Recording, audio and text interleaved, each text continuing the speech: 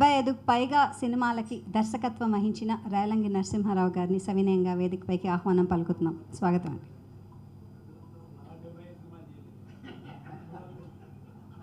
ఆ ఖ్యాతి మీకు దొరికింది. సభకు నమస్కారం. సభావేదిక మీద ఉన్నటువంటి రామారావు గారు, ప్రొడ్యూసర్ గారు ఆవిడి, సభ ముందు నా ముందు చాలామంది సీనియర్స్ ఉన్నారు, వారందరికీ కూడా నా నమస్కారాలు. పత్రికా విలేకరులకి అందరికీ కూడా. చదలవాడు శ్రీనివాసరావు గారు చెప్పిన తర్వాత నాకు వెంటనే ఈ సినిమా చూడాలనిపించిందండి. ఎందుకు అంటే ఆయన జనరల్గా ముఖం మీద మాట్లాడే వ్యక్తి.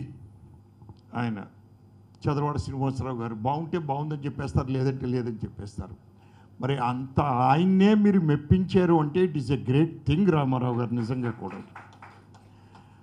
ఘంటసాల గారు చాలా గొప్ప వ్యక్తి అని అందరికీ తెలుసు, కానీ బయోపిక్ తీయాలని ఆలోచన మీకు వచ్చిందే నిజంగా గ్రేట్ సార్ రామారావు గారు. ఎందుకంటే చాలామందికి రాదు అది, ఎందుకంటే ఇది కమర్షియల్ మూవీ అవ్వదు అని భయం వాళ్ళకండి.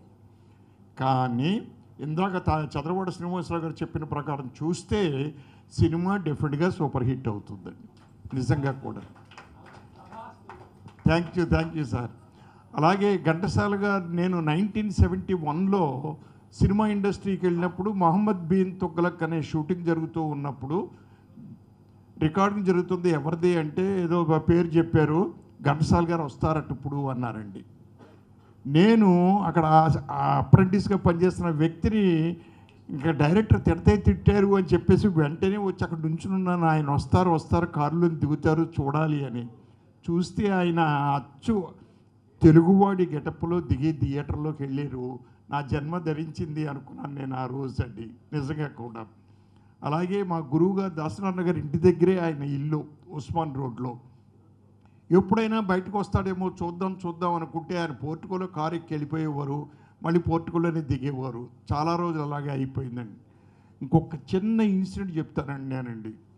హృదయ విదారకమైనటువంటి ఇన్సిడెంటు, అభిమాని గొప్పతనం చెప్తానండి నేను మీకు. 1974 జాన్యువరిలో మేము రాధమ్మ పెళ్ళి అనే షూటింగ్కి వెళ్ళామండి యానాం.